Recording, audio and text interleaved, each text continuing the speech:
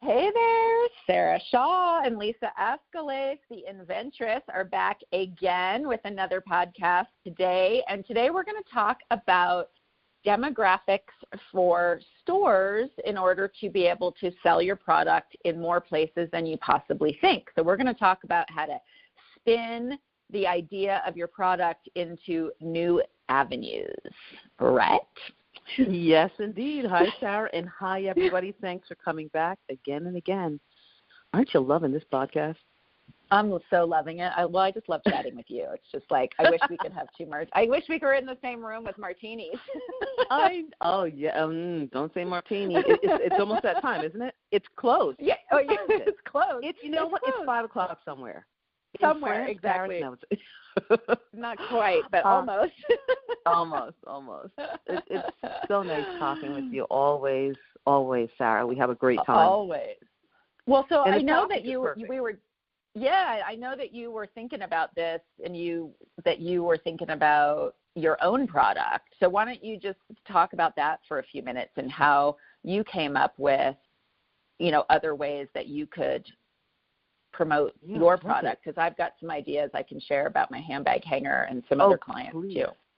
Yes, and everybody wants to hear about that because most people are like, how do I sell this product? What's my market? What's my demographic? And we could talk about that also, before you even make your product, how you understand your demographic before you start spending a lot of money on something that you can't necessarily sell to anybody but your grandmother.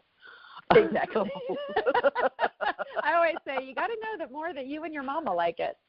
Yeah. Exactly. And your grandmother will always buy it. Your mom may say, you know what? I'm sick of purchasing these ideas from you. Keep it moving. Yeah. Sell it to grandma. Sell it to your grandmother. She'll always patronize your business. So this is great because, I have a product called Luggies Bow, okay? So the Luggies Bow is a bow that goes around the handle of your luggage, and it identifies what your luggage is, right? And it has a tag. We all need that. It's great, and it's big, and, it's something that people need, right? Is it for everyone in the whole world? Exactly. Yeah. It's necessary because you see people ripping their sheets and all blankets and to, tie something around the handle just so they can grab their luggage, right? So when I did this, I was doing a lot of traveling, obviously, and I'm like looking at people rummaging through my bag because, there was no tag or every piece of luggage is black. So what they all look me the while I same. was traveling, I'm like, okay, so I do a lot of traveling. I need to make a product that sells to everybody.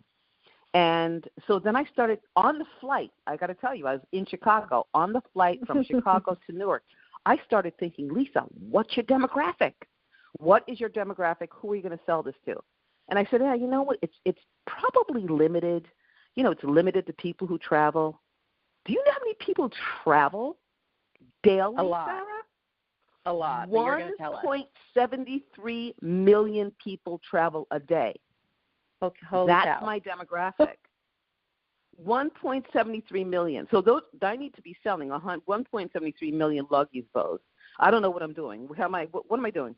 I got to spank myself. Why am I not sold 1.73 million Luggies bows? It's time to step it up. So anyway, the point is taking a look at your demographic. Who are you selling your product to?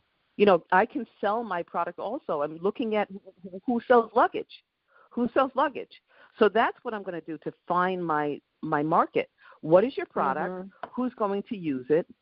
And sometimes it's a heck of a lot more people than you even imagine because I just thought in the beginning, Bed Bath & Beyond is going to pick it up, QVC is going to pick it up, all these stores. But there's so much more than that. Taking a look at the cruise lines, taking a look at your whole market by plugging in some numbers into Google. Google is our friend, guys. Yeah, Google's our friend. Spreadsheet, I live and die on there. Yeah. Exactly. Yeah, but looking at but like resort towns, right? Yes. Like let's just riff on this, right? Resort towns. Yes, you can sell your product, right? And like I said, cruise lines, maybe they'd carry it in their stores, maybe some hotels, right? Yes. Hotel chains because they all have gift shops. That's right. And then obviously small stores, you know, like luggage. There's still tons of luggage stores around the country. That's right. That carry stuff. Stores. Mm-hmm. Yep. And gift shops, right? It's a great gift item to buy for someone because it's not that expensive. Not at all. You know, not at all. Right. $24.95. And pack of 3. Right. I have a great idea. Just came to me. Oh, what good. if you could get people? No, I'm going to tell you right now. Okay, good. Yeah. What if you? Because I love to spin stuff and where you can sell it. Mm-hmm. What if you pitch it to your online shoppers as a hostess gift? Like, not a hostess gift, a guest gift. So when people come to your house, instead of them bringing you something, you could reverse it and give them a present for coming to visit you. I love the reverse. I love the spin. The pivot. Very good idea. I love the spin. That's great. See, it's brainstorming too. All of this because I didn't think of that. I did not think of that, and it's a wonderful, wonderful idea. You know, typically when I do a lot of giveaway. Like, so when I'm visiting somebody over at ABC or one of the networks, I automatically give it as a gift because I know every single one of those people are traveling, and they'll spread the word. Totally. I like that. I like the hostess giveaway. Yeah. That sounds great. Yep. Mm-hmm. Yeah, so, I mean, there you go. Just new idea. See, just took 5 seconds. 5 seconds. Again, brainstorming too, and speaking with people who are like-minded, you know, who want to do the same and want to see you succeed, and most importantly. Right, because so many people, I think, too, when they're inventing something, they're so worried about talking about it that they don't reach out to enough people and ask, like, hey, do you think this is a good idea, or how would you use this, right? You know, or hold even like your own little product party, right, where you have people come over and ask your friends to bring their friends, you know, who travel, right? For let's just use your product as an example, right? Everyone who only bring friends that travel for business or a lot for pleasure or something like that, right? They got to be on a plane at least 4 times a year. That's right. And then you can find out, you know, you can have them look at it, you can give a little spiel about it, and then have them fill out a little survey that you've got on clipboards or something. And it's really helpful. I mean, I've done that so many times in my life, and it has really opened my eyes to like development, right? Because you might realize that you made a little tiny mistake, right, that you just didn't notice, or somebody comes up with a better way you can do it. Also, you can ask people in the survey, you know, how many times a year they travel, where they go, you know, have they ever used something like that? Do they think it would be helpful to identify their suitcase? You know, all these things that run through your mind that you probably know the answer to, but it helps you refine your marketing too, because you can actually, it's better when you use people's words back at them in marketing, right? So it's, instead of having to do tons of phone calls, which I've done plenty of in my life, interviewing people, asking them, you know, what their biggest problem is and all these things, and how do I get the words so that I can make my marketing really work and sing, right? And so doing those kinds of interviews with people can really help you refine your product. Like when I was doing my handbag hanger, you know, it was my handbags and stuff, I was like, whatever, everybody needs a bag. I don't really need to know why. They just need to like my designs. It wasn't something that I could really hone in on. But with the handbag hanger, I just thought of it as a handbag organizer, right? That's what I made it for, and that's how I marketed it. But then, you know, when you're not making anything new, after a couple years or even a year in, you're like, I'm bored, right? How else can I market this, right? That's the inventive mind. Oh, and people could put your thing on their stroller before they check it. That's right. That's right. And baby seats too. Because I just think I used to check mine all the time. Yeah. And but with my handbag hanger, because people didn't know what it was, right? We had to come up with 10 ways. We came up with 10 ways to use it, and so we did a bunch of market research to find out other ways people were using it. Some people were using it to store their grocery shopping bags, you know, like in their mudroom or something. I lived in California. I didn't even know what a mudroom was. till I moved to Colorado, and I have one. And I now have one. And you just didn't know what it was called. Exactly. Well, I didn't have one in California. It was just like your entryway because we didn't have snow and stuff. But now I live in Colorado, and I actually have a mudroom Good for you. where we leave our dirty shoes. Yeah. But, so people would tell us, oh, yeah, we hang this here. We hang, like those little mesh market bags that people use at farmers markets. They would put those on it, and then each kid would have one, like, with their name on it, and they could put their gloves and their hats and stuff in it in the winter, or they would organize balls, baseballs, basketballs, outside, whatever, in there as well. Some people used it in their family room or kids' playroom to put Legos in those little like mesh bags and things that they would hang. So it started to evolve, and then we realized, wow, we can market this to babies, like kid magazines, because I never marketed it to kid magazines. I only did adult magazines. But then when I realized people were using it to organize their kids' stuff, I was like, wow, this is a whole nother media opportunity, and then baby stores. And so as you start to investigate how you can sell your product by just talking to people, it really opens up a lot more doors. It really does. It really does. And again, I mean, you're asking it because you're becoming, you have to put yourself in the consumer space also. Don't keep yourself out of the inventor space if you can. You can take yourself out of that and become the consumer. But like you're saying, get a group of people together. Well, first of all, your product needs to be protected before you do that, right? Make sure it's protected. Make sure they're signing non-disclosure agreements, and your little focus group is what it's called. Put your focus group together and bring in people who you absolutely know are going to have an interest in what you're talking about, and not just coming for the cake. Not just coming with a cake and coffee. Right, the cake and wine. You're not getting cake and coffee until you fill out the survey. Exactly. Yeah, because, it's funny. Nope, you're right.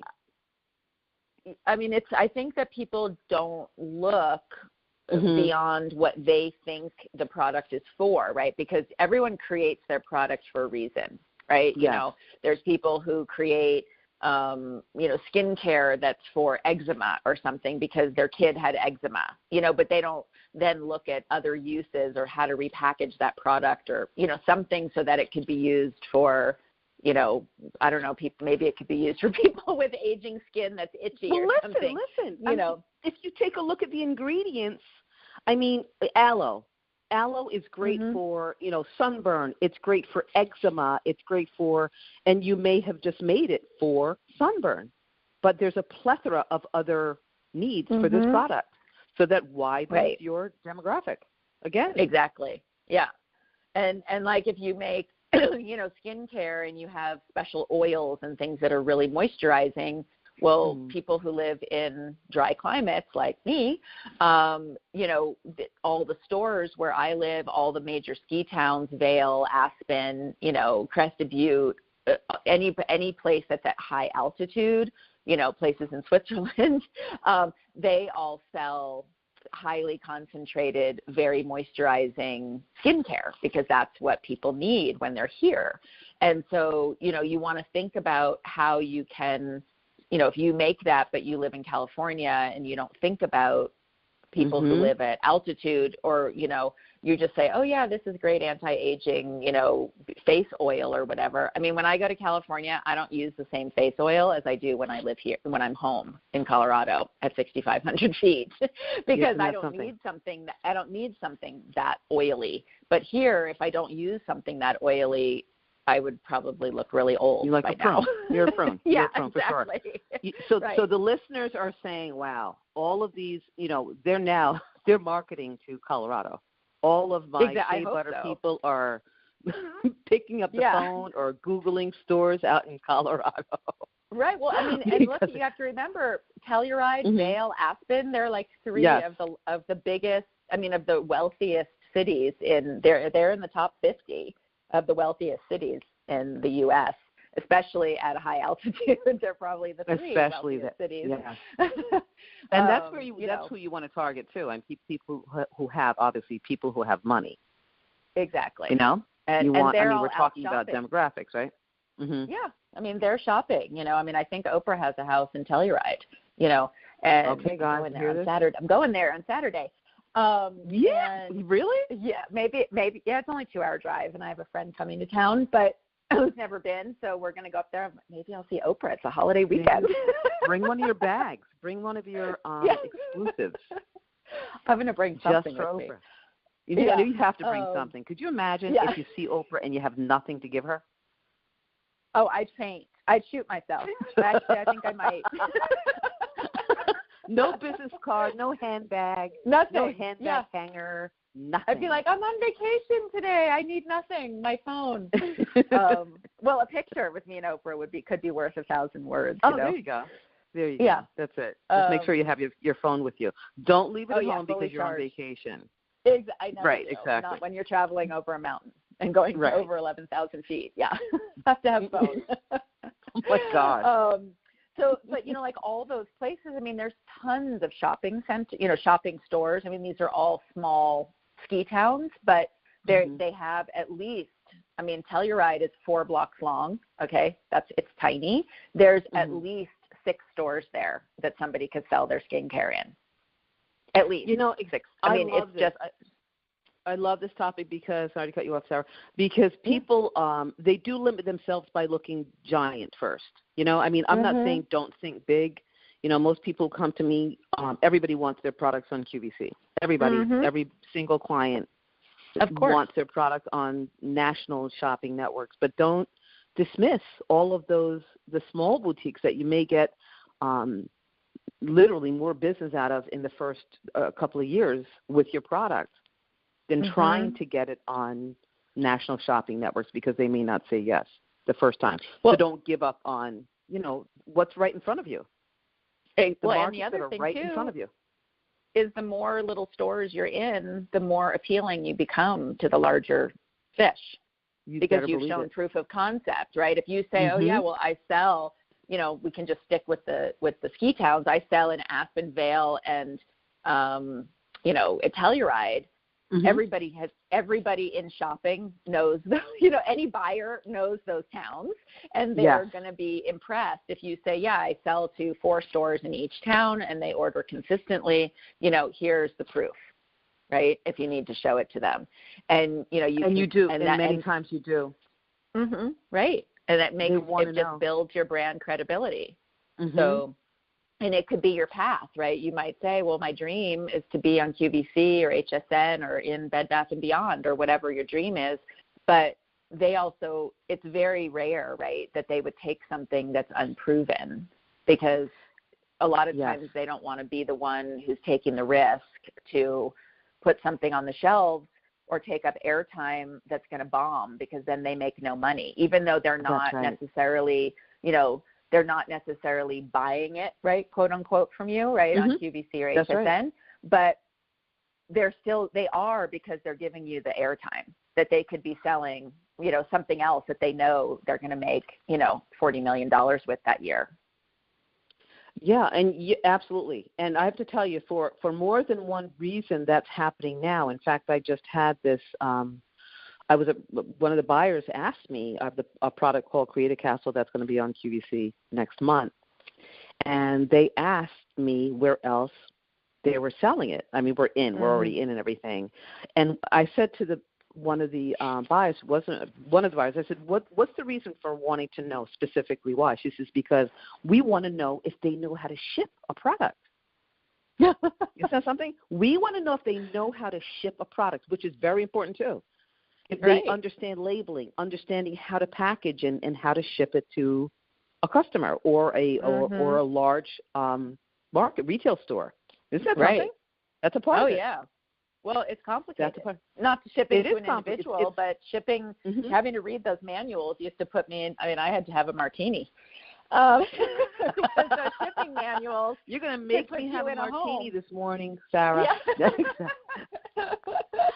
I know. No, for sure. And also, if you don't do it right, you get dinged with chargebacks, and it's just a big nightmare. And so it can be really scary, if you're doing it yourself. Obviously, if you're using a third-party shipper, they already know how to do it, and they don't usually make mistakes. But I've known them to make mistakes too. I mean, you're human, make mistakes too. but chargebacks are like, to me, were just the worst thing ever. I just felt like, why don't you just light the money on fire? Because you guys, we messed it up, right? You may as well have light it, made flush it on it. fire and at least roasted a marshmallow. Yes. And, it's the worst. It's the worst. It's kind of like when you have to have a plumber come to the house and at least he fixes the problem, but you don't get to see anything pretty, I love right? Unless you're getting a new faucet or something, but right, exactly. But when they're fixing a problem, but it's so true. I mean, flip that switch. Take a look at your demographic. Who are you going to sell it to? And you need to know that in the beginning too, as I was saying before you even build a product. It's not just you. Take a look, write things down. Who is your demographic? Who's going to buy your product? And bright price points. Who's your competitor? Who are you competing against? But like you were saying, don't just take your, you have a skincare line. What else? What are the other ingredients in this besides what you originally intended it for? Right. Flip it, switch it, and create a whole nother market for yourself that you didn't know. Yeah. Yep. Existed. Totally. And then the other thing I was just going to say about what you were just saying about doing the market research, another, people think that, like just their patent is going to protect them, or an NDA or whatever, which I just don't even think are worth anything. But because, unless you've got a ton of money to take someone to court, it kind of doesn't really matter, right? And, you might sleep better, but in the big picture, it's, I've been ripped off. You just got to run as fast as you can. The bottom line is when you create a product and you got to hit the ground running. Yeah. Run as fast as you can. Yeah. What I was going to say, though, and some advice somebody once gave me, which I think is really great, is when you're developing a product, if you have your little notebook that you're doing it in, that can become proof in court. So if you're writing down, this is what I did today, I went and looked for fabric, or I spoke to, 4 manufacturers, and you write down all their names, and I showed it to these people, I went to some investors, or whatever the process is, right? Today I made my first sample, and you can put the date on everything and take a photo. Nowadays, if you do it and take a photo of the page, it's time-stamped on your phone, and you can't change that. So that becomes double proof.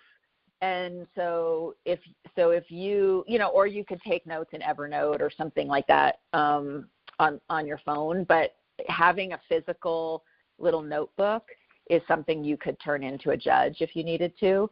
And paper trail. Having that paper trail, right, of showing, because when I had my handbag line, I invented this pinked bag, right, cut with pinking shears, my little shopping tote. Well, Esprit knocked me off probably in, 2000 maybe, and because I have some friends called and said, oh, my God, I saw your stuff at Bloomingdale's today. I was like, I'm not in Bloomingdale's. I'm just getting a purchase order from them. Well, no, it's there. I was like, no, it's not. And I'm like, we haven't shipped yet. And so I immediately called the Bloomingdale's where she had seen it, and they were explaining to me, and it was exactly my bag. And I bought one over the phone and had them send it to me. And it was an exact knockoff. And so, of course, I don't even call my lawyer yet. I just started getting all of, copying all my press and everything, because I'd had tons of press, right? I was just in the press all the time. So I was, I measured it out. I put it exactly next to mine. It was exactly the same, right? And I was like, really? You couldn't have changed anything about this, And I was just getting my own purchase order from Bloomingdale's, which I think is so odd that they would buy that one and then we're buying mine. And so no, that's crazy. My lawyer said to me when I was like, I literally had this whole package. And I was like, I've got this package. I'm sending it to you right now. And he's like, don't bother. And I said, what do you mean? And he's like, do you have $50 million? And I said, yeah, right. Well, I don't. For sure. And he's like, well, all they have to say is that they invented this 20 years ago when they first launch their company, which was way before you were even, born at that time or whatever it was, right? And they can just say they sat on the idea until now and that you actually ripped them off. I was like, really? And he's like, that's how it's going to go down. And he's like, so put all that away and just ride it out and just be happy that somebody big knocked you off.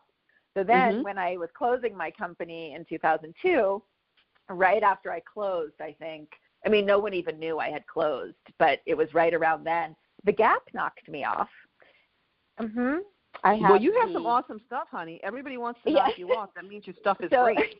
It's some good stuff. It's true. Put it in their catalog and did a whole run of like 6 colors of the same, like my medium-sized bag, and was selling that. And there was, again, I was like, okay, well, there's nothing I can do. I just have the tear sheet from it. And in my press folder, so I can keep it as, a proud moment, right, that I was knocked off by the Gap. But that's giant. It's giant, right? But really again, is. There was nothing I could do because I didn't have. Again, my lawyer said, even if you'd had this special notebook with, the journey of your life, creating this bag and everything, he's like, they could all say, because they've been in business longer than you, they could say that they had the idea prior. And so, of course, right. And so you just want to track your journey just because you never know, that how it's going to turn out in the end. Yeah. Journal. It seems like a pain in the rear, but it's worth it. But you know what? It's great organization too, and it's great to look back and see where you are and how you started. And you know what? You're hoping down the pipe you make some money first before these big conglomerates knock you off. So that proves that you had a wonderful product. Obviously, it was great. It sold extremely well because nobody's knocking you off unless your product is selling very well. Right. It's a great idea. They see it as a great concept or a great idea. Exactly.